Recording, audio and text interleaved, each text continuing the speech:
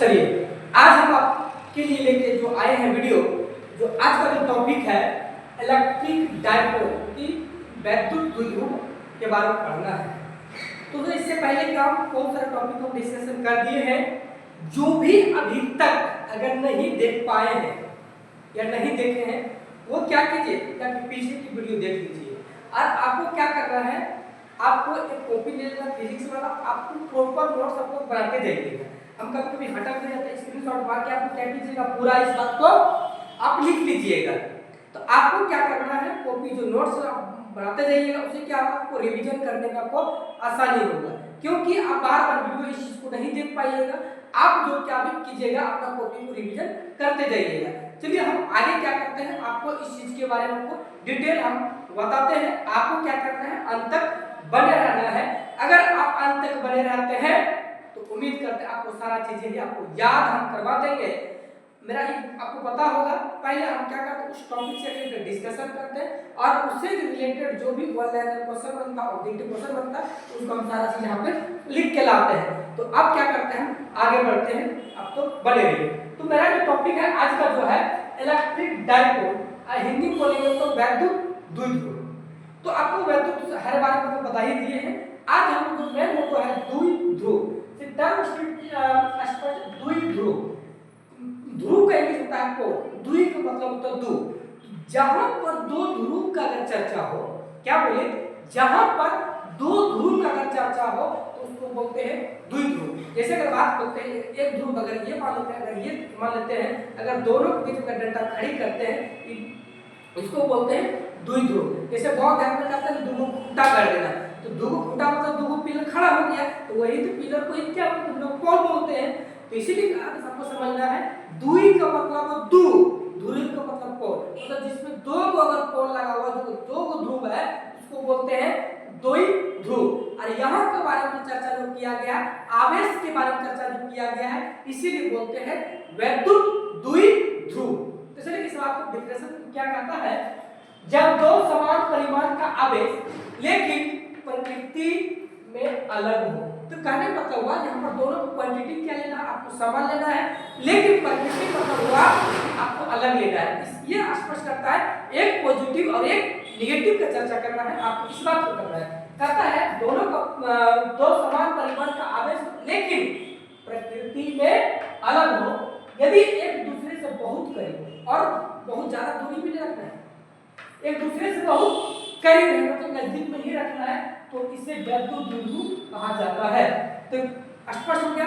तो पहला बात क्या करके रखना है, द्विध्रुव लेना है, द्विध्रुव लेना है, और क्या समान परिमाण में लेना है, और क्या करना है, ज्यादा दूरी पर नहीं रखना है, और दोनों को जो नेचर है, जो प्रकृति है, दोनों कैसा लेना है, विपरीत लेना है, एक पॉजिटिव एक नेगेटिव लेना है। वही बात को बोला है, दो समान परिमाण का आवेश लेकिन प्रकृति में अलग हो और एक दूसरे से बहुत करीब हो, तो वैद्युत द्विध्रुव कहा जाता है। लेकिन मेन क्वेश्चन एग्जाम में जो आता है, ये वाला आता है, ये इंपॉर्टेंट क्वेश्चन है, इंपॉर्टेंट क्वेश्चन है, ये जो है इंपॉर्टेंट क्वेश्चन है फॉर वैद्युत द्विध्रुव आगो। इंग्लिश में इलेक्ट्रिक डायपोल मोमेंट, अगर इंग्लिश में क्या बोलेगा, इलेक्ट्रिक डायपोल मोमेंट, वैद्युत द्विध्रुव आगो। तो ये क्या कहता है, तो यहाँ पे क्या बोले, वैद्युत द्विध्रुव, यहाँ पर पढ़ लीजिए वैद्युत द्विध्रुव, यहाँ भी दो ध्रुव के बारे में चर्चा आपको हो गई। जहां पर दो अगर लिखा हो, इसका मतलब आपको समझ ही जाना है कि दो की चर्चा होगा तो होगा, इसका मतलब इसीलिए आया है कि दो आया है। कहता है वैद्युत द्विध्रुव में किसी एक आवेश का परिमाण तथा दोनों आवेशों के बीच की दूरी के गुणनफल को वैद्युत द्विध्रुव आघूर्ण कहते हैं। तो सबसे पहला बात क्या लेना है, दो आवेश लेना है, दोनों आवेश पॉजिटिव बदल ले चाहे नेगेटिव बदल ले, तो दोनों आवेश में से क्या करना है, किसी एक आवेश का परिमाण लेना है, और दोनों आवेश का जो बीच की जो कुल लंबाई है, जो कुल दूरी है, अगर गुणा कर देते हैं तो उसी को बोलते हैं वैद्युत द्विध्रुव आघूर्ण कहते हैं। क्लियर, क्या बोले, दो आवेशों में से किसी एक आवेश का परिमाण और दोनों के बीच की जो दूरी है उसके अगर गुणा कर देंगे उसी को बोलते हैं वैद्युत द्विध्रुव आघूर्ण।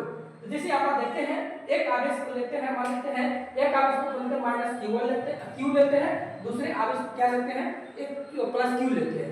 तो ये एक देखिए यहाँ पे एक ध्रुव ये है और एक ध्रुव क्या है, ये है। तो यहाँ पर दोनों के बीच जो यहाँ से माइनस Q से प्लस Q तक जो कुल लंबाई है मान लेते हैं क्या है, 2L है। क्या है, 2L है। अगर बात करें आधा आधा अगर लंबाई बोलेंगे तो ये भी L बता सकते हैं, ये भी क्या कर सकते हैं, L कर सकते हैं। तो क्या करना है कि दोनों में से किसी एक आवेश का परिमाण मतलब कोई भी एक क्वांटिटी ले लेना है और उसके दूरी को गुणा कर देना है। तो यहाँ पर लिखिए इलेक्ट्रिक डाइपोल मोमेंट वैद्युत द्विध्रुव आघूर्ण। तो क्या होगा, चार्ज गुना लेंथ, तो मतलब आवेश गुना लंबाई। तो द्विध्रुव आघूर्ण बराबर आवेश गुना लंबाई। तो आवेश किसी एक आवेश का परिमाण लेना है मतलब उसको क्या लेना है, Q। तो Q ले लिए, कुल लंबाई क्या लेना है, यहाँ क्या कुल लंबाई 2L है, इसे कुल लंबाई कितना हो गया 2L। फार्मूला हो गया P बराबर 2QL। P बराबर क्या हो गया 2QL। आपको क्या याद रखना, वैद्युत द्विध्रुव आघूर्ण को हम P से इंडिकेट करते हैं, यहाँ लिखा हुआ है वैद्युत द्विध्रुव आघूर्ण को P से इंडिकेट करते हैं। तो P बराबर फार्मूला हो गया 2QL। आपको याद हो गया 2QL।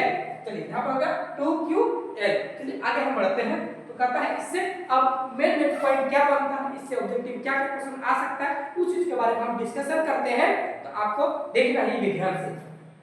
कहता है द्विध्रुव आघूर्ण कैसी राशि है, एक सदिश राशि है। तो मतलब इस पर वेक्टर का चिन्ह लगा सकते हैं, मतलब कहीं ऐसे लिखा हुआ है तो मतलब ये ऐसे लिखा हुआ है, इसका मतलब वो क्या है, सदिश है। तो कहने का मतलब हुआ कि द्विध्रुव आघूर्ण एक ऐसी राशि है जो सदिश राशि है।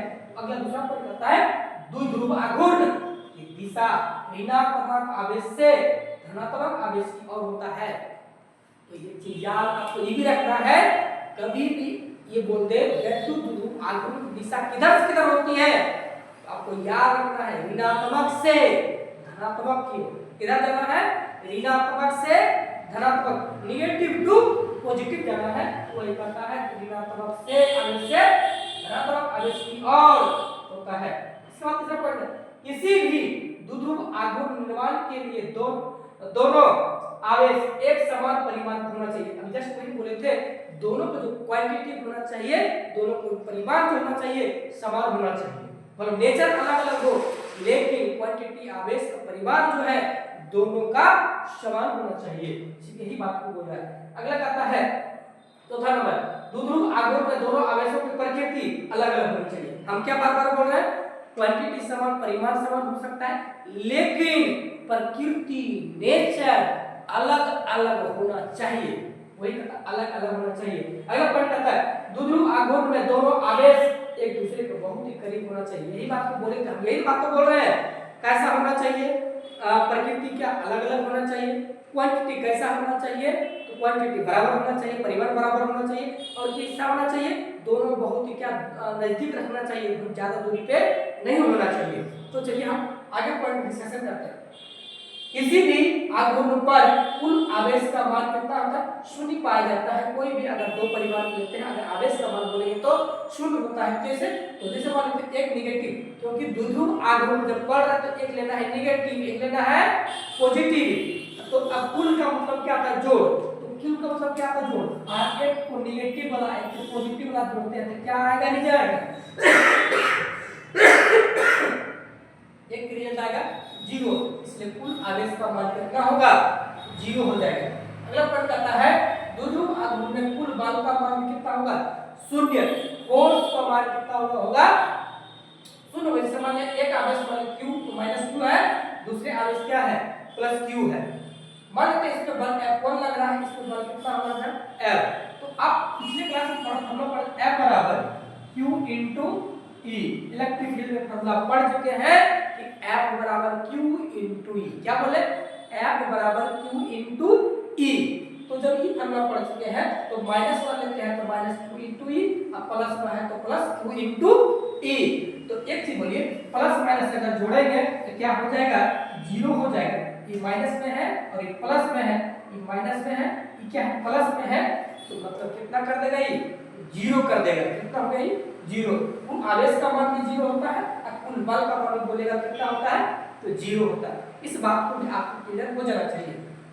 तो सबसे इंपॉर्टेंट है कि बहुत बार ऑब्जेक्टिव पूछा गया है एग्जाम में कहता है द्विध्रुव आघूर्ण का मात्रक क्या होता है, तो याद रखना है क्या होगा, कूलॉम मीटर, शॉर्ट फॉर्म में याद रखना है सीएम। इसलिए द्विध्रुव आघूर्ण का मतलब क्या, कूलॉम मीटर। ये क्या हो गया, कूलॉम मीटर शॉर्ट फॉर्म। कहीं अगर सीएम ये सेंटीमीटर याद नहीं रखना, यहाँ पे आपको रखना है कूलॉम मीटर सीएम। इसको सेंटीमीटर नहीं पढ़ना है, इसको आपको सेंटीमीटर नहीं पढ़ना है, क्या पढ़ना है, कूलॉम मीटर। हिंदी में लिखा हुआ है कूलॉम मीटर सीएम, शॉर्ट बोल सकते हैं सीएम, लेकिन ये क्या सेंटीमीटर नहीं है, सी और एम है, मतलब कूलॉम मीटर है। तो अगला आता है द्विध्रुव आघूर्ण का विभव, इंग्लिश में जिसको बोलते हैं डायमेंशन। तो कितना हो जाएगा, m0 n1 t1 a1 या LTA। क्या याद रखना है, LTA। ये भी ऑब्जेक्टिव पूछ देता है वैद्युत द्विध्रुव आघूर्ण का विभव क्या होता है, LTA। ये बात को पता होगा, जिसका वैल्यू अगर नहीं होता उसका मान कितना रहता है, 0।